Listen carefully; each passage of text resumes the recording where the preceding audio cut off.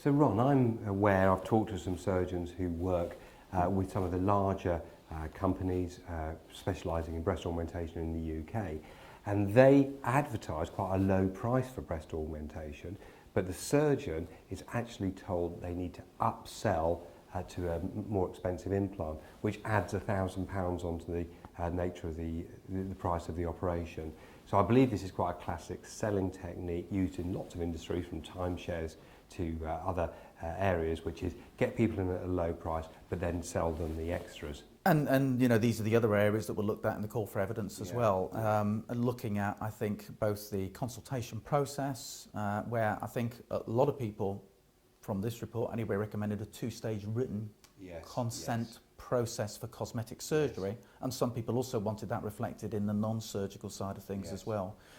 The other area... Just enlarge a little bit about the two-stage process, right? They didn't really go into any detail. I mean, I think the key thing, obviously, with this is to look at giving people a cooling-off period between coming in and you know, agreeing to have a procedure, and then actually, I think, going ahead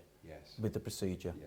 So I've heard a lot of stories from patients who've come to see me and have visited other clinics. And they vary quite a lot. Some of the patients have actually gone in, not seen a surgeon, seen a sales representative, and then been encouraged to leave a deposit at that stage, pay a deposit without even seeing the surgeon. No, and the other area that was discussed as well was maybe banning free consults and saying that free consultation shouldn't be a part of being able to buy cosmetic surgery procedures. And you know, clearly the more commercial companies will look at reducing barriers for individuals who are looking at buying this, both in terms of, I guess, accessibility to more information and advice, and also to things like financing options and helping people to afford, as you say, you know, the procedure. And you know, clearly, if you've got this and you've got non-refundable deposits being an area that shouldn't be involved in our market for cosmetic surgery, financing could be a difficult problem there. And so that's another area of debate, and I know some plastic surgeons do not like financing in any way, shape or form, and there are other people that take a middle ground and say, well, you know, there are some people that cannot afford this at this point in time but need it for whatever reason, and you know, we would like to be able to facilitate that through a financing process. So any offers, you know, book today, money off, you know, any of those sort of time limited offers are something that I believe the report does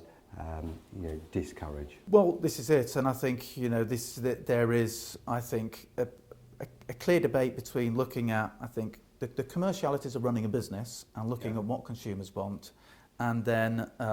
you know, what is best for the consumer in terms of looking at, you know, well, how grown up are they in order to be able to make this decision, and whether or not,